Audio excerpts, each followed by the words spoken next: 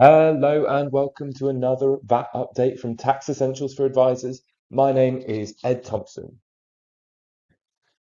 In this edition, we'll look at an HMRC brief on grant-funded education, which you may recall is hot on the heels of a Court of Appeal judgment that we reported on last time. In cases news, we'll look at a case that was struck out by the First Tier Tax Tribunal, where a taxpayer was trying to claim a refund of VAT from HMRC, which it said it had been overcharged by its own supplier. And our tax tip today is a VAT trap. We're going to look at the obligation to account for VAT on a deemed supply on goods held on deregistration and where the risk around this is greatest. First up then, we have an HMRC brief on grant-funded education. And you may recall from the last edition of this update that we had a Court of Appeal judgment in Colchester which dealt precisely with this point. The court in that case held that the grant funding received by a further education college wasn't an outside the scope of that grant, but rather was third-party consideration for a business supply of education to students. And this had potential negative ramifications for the sector as a whole, especially the possible loss of VAT reliefs, and those were the reliefs for construction and fuel and power in particular, which rely on the education being treated as non-business. Now, reflecting the anxiety in the sector over this development, HMRC has now very quickly issued a business brief. This brief confirms that the sector can continue to treat grant-funded education as non-business for now, and any change in policy, which HMRC is still considering, is not going to be imposed retrospectively.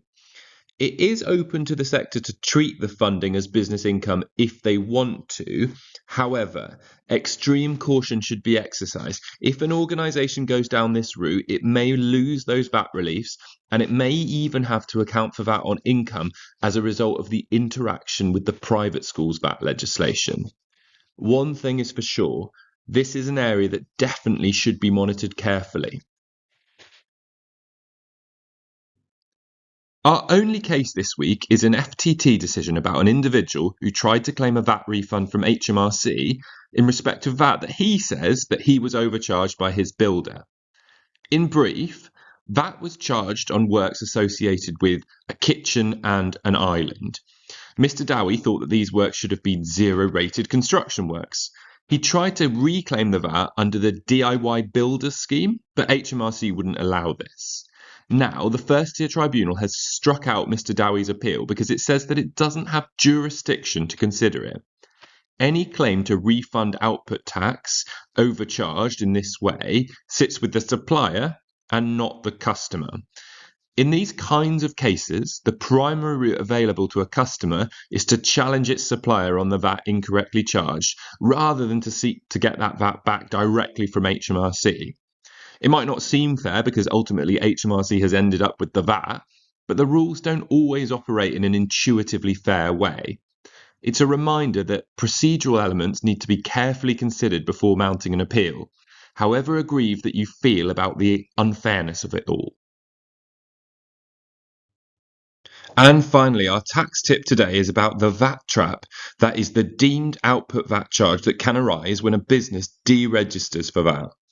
In general, on deregistration, a business needs to account for VAT on the value of goods held. Now, this can trip businesses up and lead to large unexpected VAT liabilities. There are exceptions here. Notably, you won't normally need to account for that deemed VAT when no VAT was claimed on the initial purchase of the goods, or if the total VAT on goods on hand would be £1,000 or less. One of the key areas that catches people out again and again is property on which there is an option to tax. If you have a property like this and you're deregistering, then you have to be extra careful or you could end up with a huge VAT bill. It's always important to consider the rules prior to deregistration because it may make sense to defer deregistration or look at other options for what can be done with the goods prior to cancelling that registration in order to avoid triggering an uncomfortable VAT bill. And that's all we have time for in this edition. I look forward to presenting a new edition in a couple of weeks' time.